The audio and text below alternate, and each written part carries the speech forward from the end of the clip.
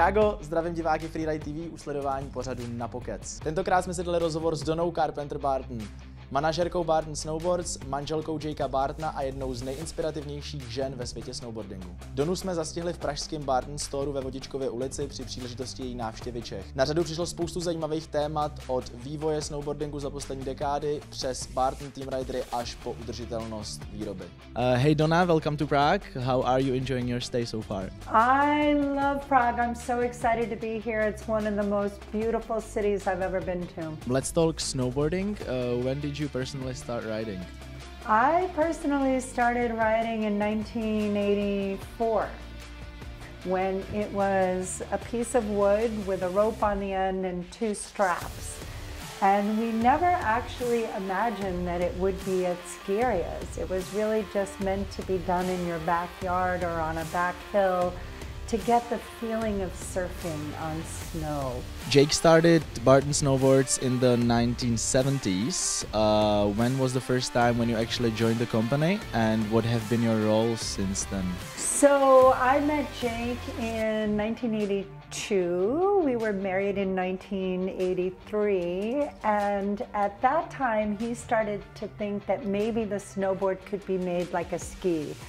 It was a piece of wood with a rope, and he thought maybe we could make it with fiberglass and steel edges and bindings.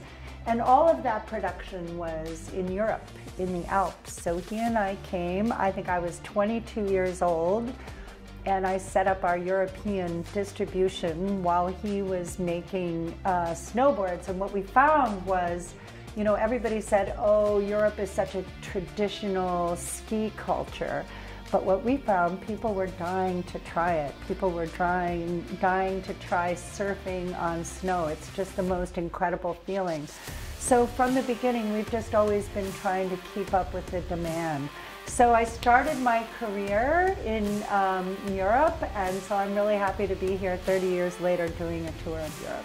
You are one of the few people who actually witnessed the whole journey that snowboarding went through. Could you tell us what were the biggest changes in the history? I think, like I said, we never imagined what it was going to be like, and it was always the riders, it was always the athletes who were pushing to the next level. They're the ones who are still progressing the sport. So for us as a company, very early on, we realized that we had to listen to the athlete, that our product should be a result of what the athletes think and what they're using.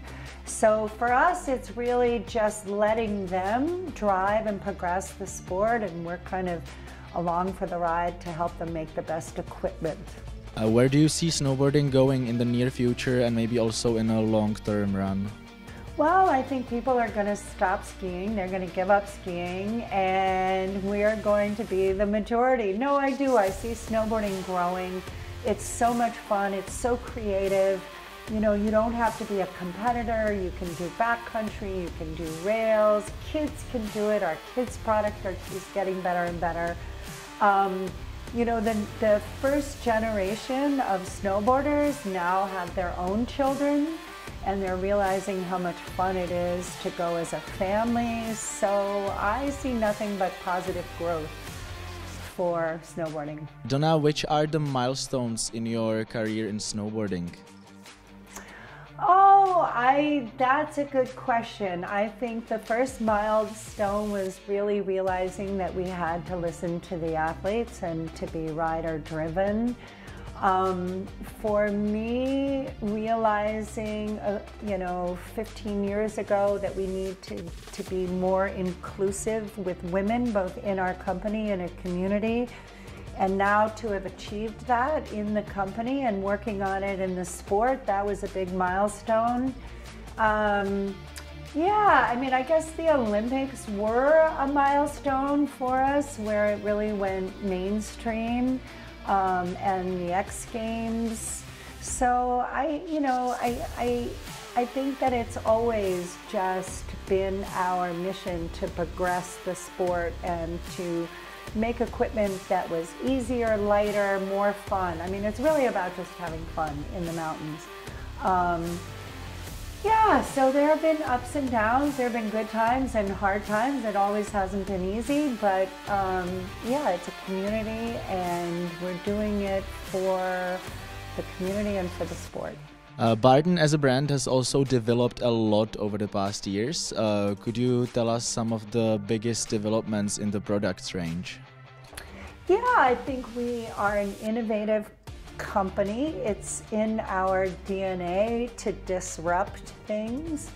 For example, we are the first company to work with Gore-Tex to do a print. We were the first company to work with Gore-Tex to do a waterless dye.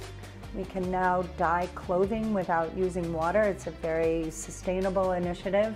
So we've always been incredibly innovative, both on the soft goods side and the hard goods side. Our biggest innovation that we're most proud of right now is our step-on. And, you know, I think that sitting on your butt, doing up your bindings can be a barrier for people to try snowboarding, or skiers are quicker off the lift.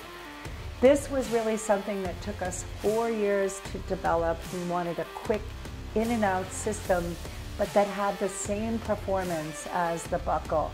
And I think we've really accomplished it, and I think it will help bring new people in the sport. I think it will help people maybe who haven't done it for a while come back into the sport, and people who do the sport to do it more often. So I think, you know, innovation has always been at the core of who we are. Donna, you personally witnessed a lot of riders coming up and leaving snowboarding as well. Could you name one female and one male rider within the Burton team who actually made Burton's history, or actually snowboarding's history? That's hard, but I would have to say, you know, Kelly Clark just retired after 20 years. And when I look at the progression of her career and what women were doing 20 years ago compared to what they're doing now, I think she really changed the game. She was never really competing against herself, but always pushing to progress the sport. And for someone to have a 20-year competitive history is quite amazing, because I think she focused on what she could give back to the sport. How could I make more women participate? How could I bring the level of riding up? And then on the men's side, I guess I would have to, you know, say Terje Hawkinson.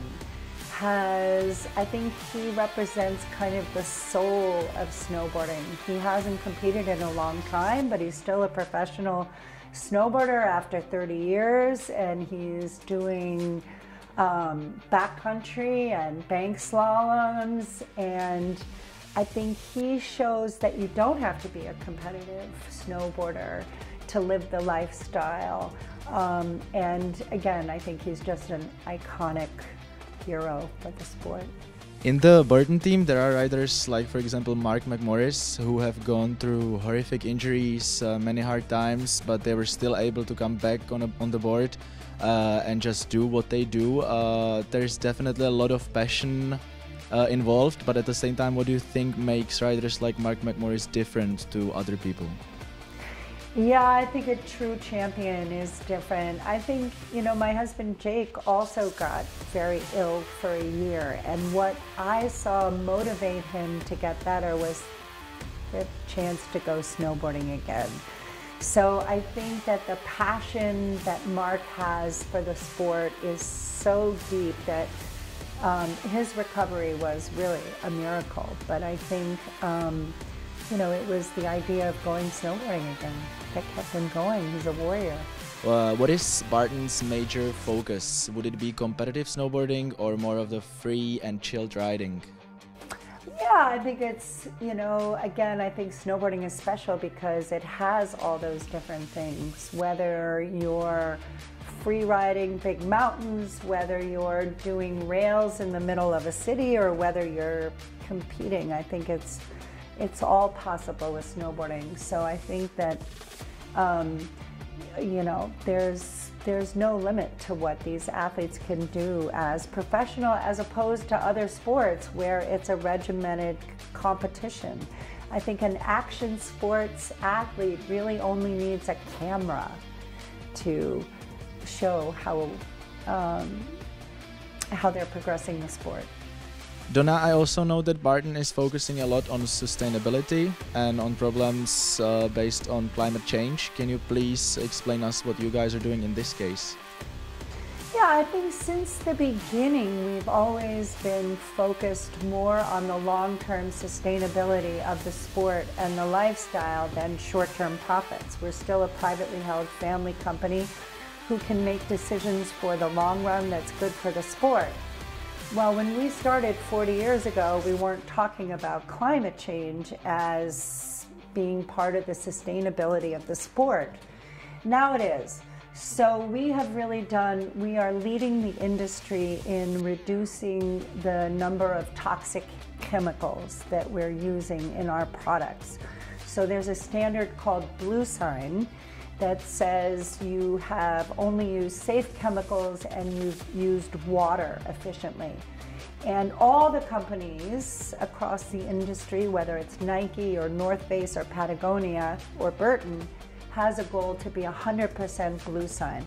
Well, we're the furthest along. We're about 86%, and we have a goal by 2020 to be 100% Blue Sign. Same thing in our snowboards. We're doing things like forest certified wood in our snowboards, so we know exactly where the wood comes from. We've developed a glue that's less toxic, that's based on biosap.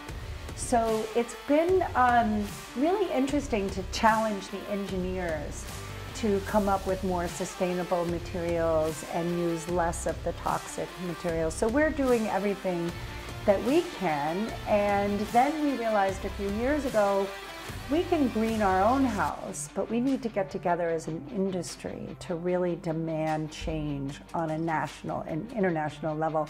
So we've been very involved with Protect Our Winters, which is a winter athlete-driven organization around creating change. Can we expect a movie or a video from Burton anytime soon? You know, that's a really good question. And I think about the old days when, you know, snowboard video premieres was a way to bring the community together. And I think that that's really important. You know, I think media has changed. You can now, as a rider, you can post snow porn videos, you know, easily and accessibly, so people don't have to wait for the latest. But I think the most important thing is creating that sense of community, and I think that's what stores like the one here in Prague can help do, is bring the community together. Donna, how does Burton focus on the youngest kids? Well, it's funny, when my kids were young, my kids are all in their 20s, we started making equipment for kids. But our engineers had no interest at all, really, in kids' product. Now they all have kids. So our kids' product is just getting better and better, and kids can start younger and younger. I was recently in Poland where we had 2- and 3-year-olds participating. So I think the equipment's just getting better, the teaching techniques are getting better. Yeah, so I'm very happy to see all these little kids out there. That's something you didn't see in the past. How do you feel about the level of snowboarding at Burton US Open? Again, for me, when I think what we expected, we never expected the level of snowboarding that we're seeing. And you know, I'm very interested in the women's side, and they went to a new level at the US Open. We had a young woman who did basically a double flip while twisting 3 times, and it was the first time that a woman had done that in competition. And I think the great thing about the US Open is we really, again, we listen to the riders, and we hopefully provide the best platform for them to progress, and we saw it again. Donna, would you have any final message or a shout out to the viewers? Yeah, if you haven't tried snowboarding, try it. It's surfing on snow. It's a feeling of freedom and being creative on the mountain. And if you do snowboard, go more often.